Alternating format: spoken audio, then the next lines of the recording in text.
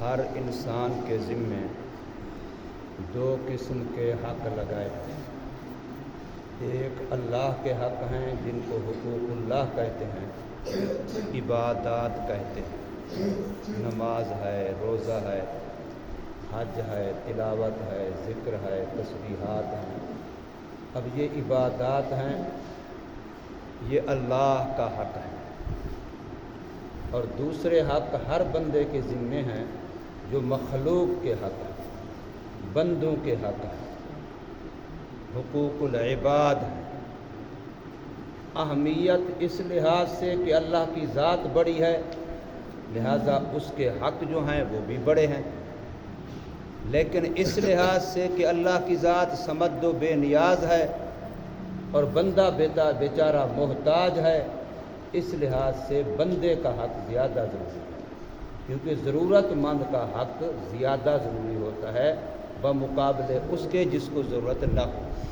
اللہ تعالیٰ کو ہماری نمازوں کی ضرورت نہیں ہے، اللہ تعالیٰ کو ہماری تسبیحات کی، ہمارے نیکیوں کی ضرورت نہیں ہے، وہ اللہ نے ہمارے اوپر فرض کی ہمیں کچھ دینے کے لیے، ہماری جھولیاں بھرنے کے لیے، ہماری آخرت بنانے کے لیے، ہمارے فائدے کے لیے۔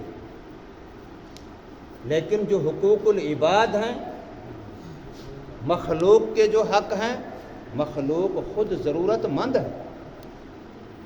ایک بندہ زکوٰۃ نہیں دیتا، اب زکوٰۃ میں ایک تو اللہ کا حکم ہے، اس نے وہ پورا نہ کیا، اس لحاظ سے اس نے حق اللہ میں خیانت کی، اور ایک یہ ہے کہ زکوٰۃ کن کو ملنی تھی؟ غریبوں کو، یتیموں کو، بیواؤں کو، مسکینوں کو، کمزوروں کو، جب ان کو ملنی تھی تو اب زکوٰۃ نہ دے کر کے انہوں نے ان کا حق مارا ہے۔ ایسے ہی فطرانہ ہے، ایسے ہی فدیہ ہے، ایسے ہی کفارہ ہے، جتنے مالی معاملات ہیں، اگر زمین سے آمد ہوتی ہے، فصل ہوتی ہے، اس کا جو عشر ہے 20واں ہے۔ اب اس میں جو انسانوں کا حق ہے، مخلوق کا حق ہے، اس لحاظ سے کہ اللہ کی مخلوق ضرورت مند ہے، اللہ کی مخلوق محتاج ہے۔ اللہ نے قانون یہ بنایا ہے کہ قیامت کے دن میں اللہ اپنے جتنے حق چاہوں بخش دوں، مجھ سے کوئی پوچھنے والا نہیں ہے، لیکن جہاں تک بندوں کے حق کا مسئلہ آئے گا، مخلوق کے حق کا مسئلہ آئے گا، فرمایا جب تک صاحب حق معاف نہیں کرے گا یا صاحب حق کو ادا نہیں کرے گا، اس وقت تک میں اللہ معاف نہیں کروں گا۔ ایک حدیث پاک ہے، نبی پاک صلی اللہ علیہ وسلم ایک موقع پر فرمایا کہ فلانے لوگ جنتی ہیں۔ حضرت ابو ذر غفاری رضی اللہ عنہ حضور صلی اللہ علیہ وسلم کے صحابی ہیں، بڑے نیک آدمی تھے، بہت زیادہ زہد و تقوی والے آدمی تھے، اتنا توکل اللہ تھا کہ ابھی کھایا شام کے لیے نہیں رکھا، شام کو کھایا صبح کے لیے نہیں رکھا، جو بچہ اسی وقت صدقہ، تو جس اللہ نے ابھی دیا ہے وہ اللہ شام کو موجود ہے، وہ دے گا، اتنا توکل والا آدمی تھا۔ جب آپ صلی اللہ علیہ وسلم نے فرمایا کہ فلاں فلاں لوگ جنتی، تو اس نے پوچھا حضرت ابو ذر غفاری نے، یا رسول اللہ اگرچہ وہ نماز نہ پڑھیں، روزہ نہ رکھیں، پھر بھی جنتی؟ تو حضور نے ارشاد فرمایا جی ہاں پھر بھی جنتی۔ وہ حیران ہو کے پھر دوبارہ اس نے سوال کیا، یا رسول اللہ وہ نماز نہ پڑھیں، روزہ نہ رکھیں، پھر بھی جنتی؟ حضور نے فرمایا ہاں پھر بھی جنتی۔ وہ اور زیادہ حیران ہو گیا، نماز فرض ہے، روزہ فرض ہے، ایک بندہ نماز فرض ادا نہیں کرتا، روزہ فرض ادا نہیں کرتا، پھر حضور فرما رہے وہ جنتی، یہ کیسے ہو سکتا ہے؟ جب اس نے تیسری مرتبہ سوال کیا تو حضور نے ارشاد فرمایا کہ ابو ذر کی ناک مٹی میں رگڑی جائے وہ پھر بھی جنتی۔ رغم انف ابی ذر، مطلب کیا تھا کہ اگر میرا حق مارا ہے نا، لیکن بندوں میں سے کسی کا حق نہیں مارا ہوا تو میں معاف کر دوں گا۔ نماز میرا حق ہے، روزہ میرا حق ہے، ایک بندے نے ماں باپ کا حق نہیں مارا ہوا، ہمسائے کا حق نہیں مارا ہوا، اولاد کا حق نہیں مارا ہوا، اپنے ساتھ کام کج کرنے والے کا حق نہیں مارا ہوا، بہن بھائی کا حق نہیں مارا ہوا، مخلوق کا حق نہیں مارا ہوا، میرا حق مارا ہوا ہے نا، تو میں معاف کر دوں گا، میرے سے کس نے پوچھنا ہے، مجھے بھی تمہاری نمازوں کی ضرورت ہے۔ لیکن اگر اللہ کی مخلوق کا حق مارا ہوا تو پھر مسئلہ مشکل ہے۔ اس لیے رمضان مبارک کا مہینہ جہاں ہمیں عبادات کی ترغیب دیتا ہے، جہاں ہمیں ذکر تلاوت تسبیحات کی ترغیب دیتا ہے، وہاں ہمیں یہ بھی رمضان میسج دیتا ہے، سبق دیتا ہے، درس دیتا ہے کہ ہم اپنے اڑوس پڑوس، اپنے اعزاء اقارب رشتہ دار مخلوق کے حقوق کا لحاظ کریں، اس کی بھی فکر کریں، اس کی زیادہ فکر کریں، ان کی فکر کریں، ان کی زیادہ فکر کریں۔ اب میں نے زکوٰۃ کی ایک مثال دی کہ زکوٰۃ اللہ کا بھی حق ہے، لیکن غریبوں یتیموں کا بھی اسی میں حق ہے۔ فطرانہ صدقہ اللہ کے نام کا ہے، لیکن فائدہ کن کو ہوتا ہے؟ غریبوں کو ہوتا ہے، کمزور طبقے کو ہوتا ہے۔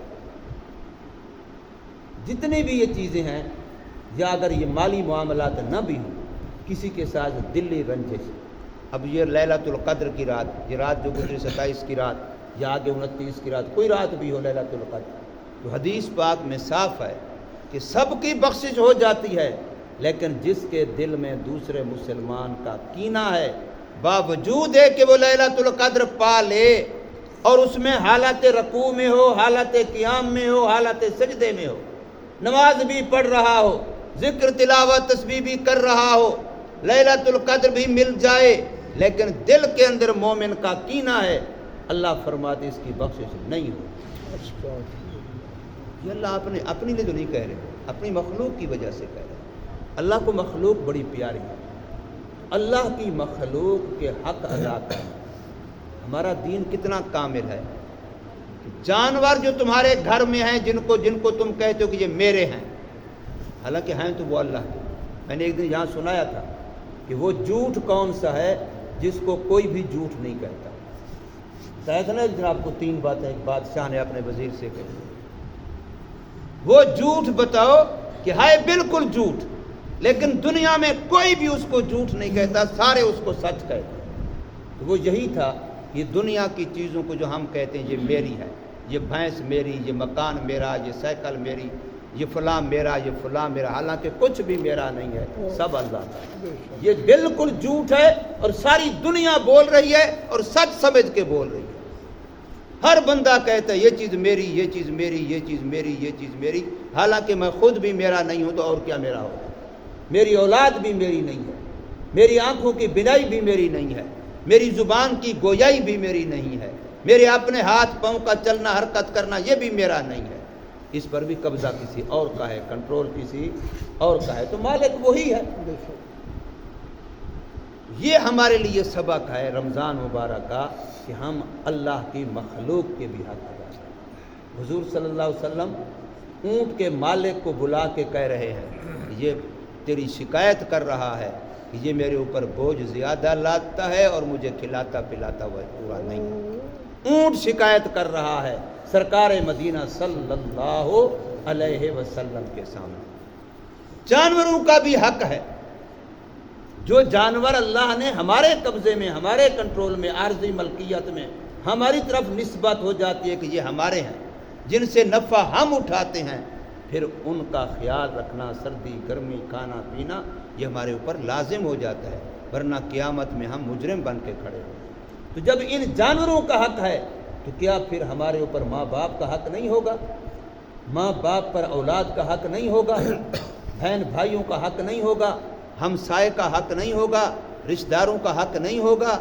رسول اللہ صلی اللہ علیہ وسلم فرمایا کہ اتنا ہمسائے کے حق مجھے بتلائے گئے کہ مجھے محسوس ہوا کہ شاید اس کو وراثت میں حق دے دیا جائے۔ اتنا ہمسائے کے حق بتلائے گئے، ہمسائے کے اتنا حق بتلائے گئے، اور کچھ نہیں رشتہ، بس یہ میرا ہمسایہ ہے اور کوئی رشتہ نہیں ہے۔ قرآن خود کہہ رہا ہے، قرآن مجید کے اندر ہمسائے کے، پھر ہمسائے بھی قرآن میں 2 طرح کے بتائے ہیں۔